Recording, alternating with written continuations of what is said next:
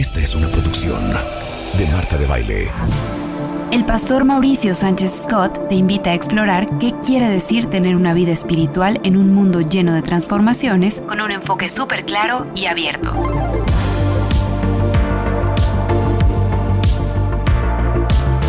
Bienvenido a tu búsqueda interior.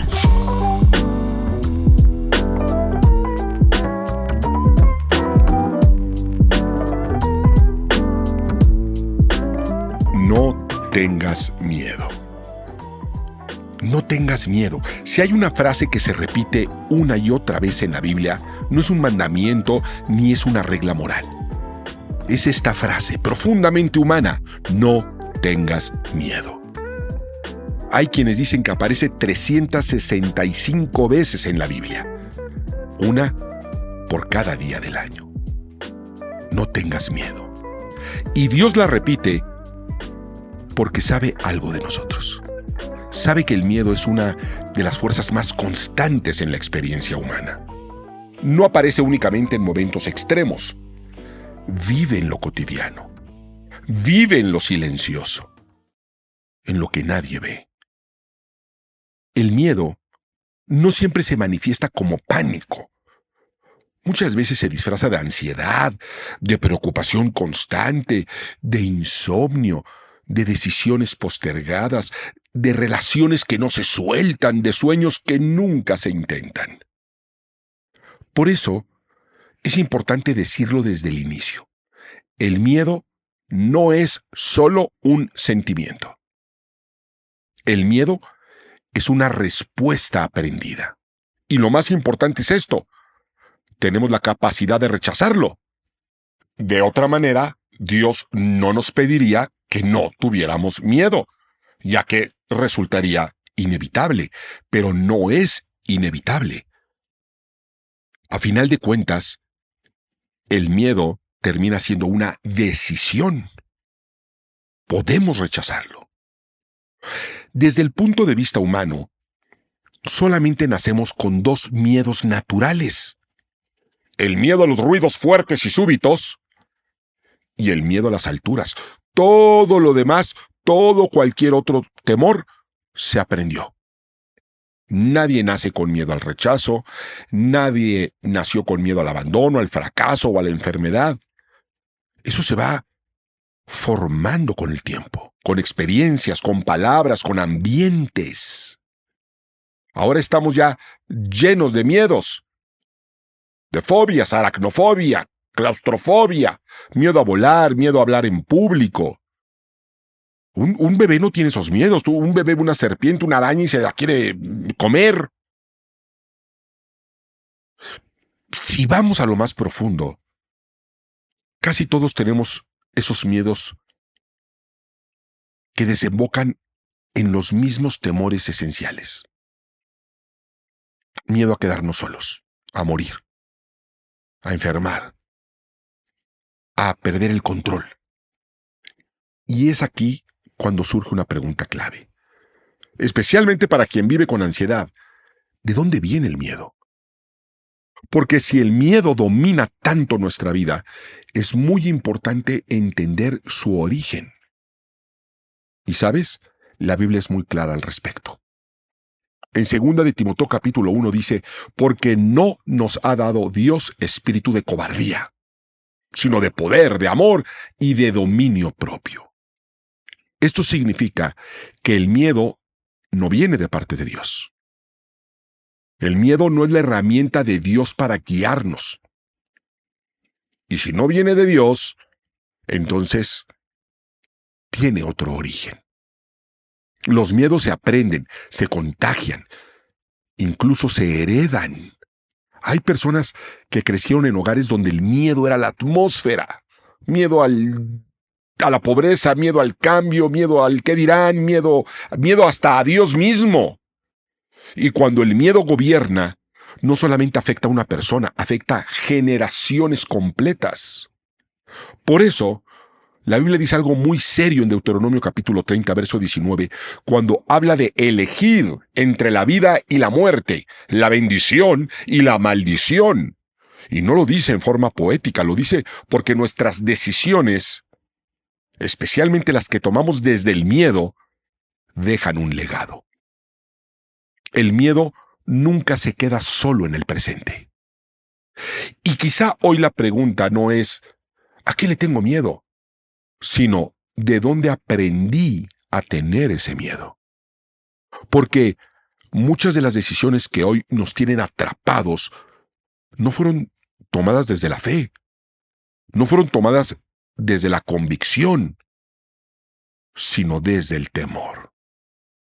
Y el problema es que el temor, el miedo, es una pésima base para tomar decisiones. El miedo es un pésimo consejero. Imagínate decidir con miedo en medio de la tormenta. Cuando alguien decide desde el miedo, termina comprometiendo principios, termina soportando abusos, callando verdades, renunciando a sueños. Porque el miedo es un mentiroso, promete protección, pero en realidad produce parálisis. Veamos el caso del apóstol Pedro, un hombre que en alguna ocasión por miedo llegó a negar a Jesús, que por miedo literalmente se hundió. Pero su historia no terminó ahí, se levantaría. Y años después, Pedro escribe palabras profundamente terapéuticas para personas ansiosas. Dice que depositemos toda ansiedad en Dios, porque Él cuida de nosotros. Dice que estemos atentos porque nuestro enemigo espiritual ruge como un león, buscando a quien devorar. Y aquí hay una imagen poderosa. El miedo siempre va a rugir. El miedo grita, levanta la voz, amenaza, dice, te vas a quedar solo, vas a fracasar, te van a abandonar, no vas a poder, algo malo te va a pasar. El miedo siempre grita, el miedo siempre habla en voz alta, pero Dios no ruge, Dios susurra. ¿Y sabes por qué habla con una voz queda? Porque está cerca. Por eso su mensaje no necesita gritar. Por eso su voz dice lo mismo y lo dice de cerquita y te lo dice en el oído. No tengas miedo. La historia de Moisés es clave para entender esto. Su vida comenzó con un milagro. Dios lo salvó cuando era un bebé, lo colocó en un río para preservarlo. Lo llevó al palacio, lo educó, lo formó. Todo indicaba propósito. Pero un solo versículo cambia la historia. Dice, entonces Moisés tuvo miedo. ¿Y sabes a dónde lo llevó ese miedo? Del palacio al desierto. No fue Dios quien lo sacó del propósito, fue el miedo. Dios lo había llevado al palacio y milagrosamente. Pero el miedo lo aisló, lo escondió, lo silenció durante décadas. Y es precisamente en el desierto donde Dios se le aparece otra vez, no para reprocharle, sino para llamarlo de nuevo. Y Moisés responde con una pregunta muy humana, ¿quién soy yo? Y Dios no le responde para reforzar su autoestima, sino le recuerda algo mucho más profundo. Le dice, ve, porque yo estaré contigo. El problema no era quién fue Moisés o quién era Moisés. El problema era que Moisés había olvidado quién lo enviaba. Y aún así, el miedo insiste. Moisés se siente incapaz, torpe, poco elocuente, se ve y se siente pequeño. Pero fíjense que el libro de Hechos dice que Moisés era poderoso en palabra y en obra. El miedo distorsiona la identidad. Nos hace vernos menos de lo que somos y olvidar lo que Dios ya puso en nosotros. Por eso, el libro de Efesios dice que somos hechura de Dios, creados con intención y con propósito, no improvisados, no defectuosos, equipados. La pregunta entonces es muy práctica. ¿Qué voz estás escuchando? ¿La voz del miedo o la voz de Dios? El peligro puede ser real, la enfermedad puede ser real, la carencia puede ser real, la ansiedad es real, pero ¿sabes qué? Dios también es real. Y Dios dice que no recibimos un espíritu que nos esclavice otra vez al miedo, sino un espíritu que nos adopta. La ansiedad esclaviza, la adopción libera. Nacimos con dos miedos naturales, pero al nacer espiritualmente, Dios nos dio un nuevo temor, el temor del Señor. No es terror, es reverencia. No paraliza, ordena, no encoge la vida, la expande. Proverbios 1:7 dice que es el principio de la sabiduría. Tal vez hoy te estás dando cuenta de algo profundo. No fue Dios quien te mantuvo en el desierto. Fue el miedo. Pero es en ese mismo desierto donde apareció la zarza ardiente. Una zarza común, en fuego constante, pero que no se consume. Matrimonios bajo presión, cuerpos enfermos, finanzas tensas, corazones cansados. Y sin embargo, aquí estás. Sí, el fuego es real. El problema es real. Pero ¿te has dado cuenta que no te has consumido? Y eso significa algo.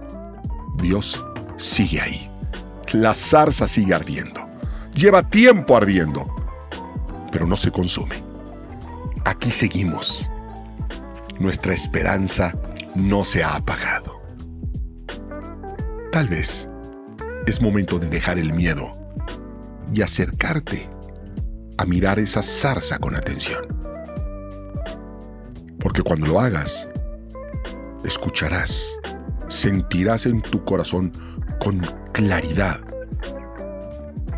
esa voz, ese susurro cercano, firme y constante, diciéndote: no tengas miedo.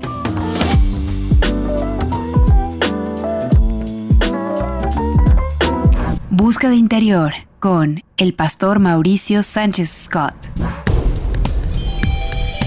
Esta es una producción de Marta de Baile.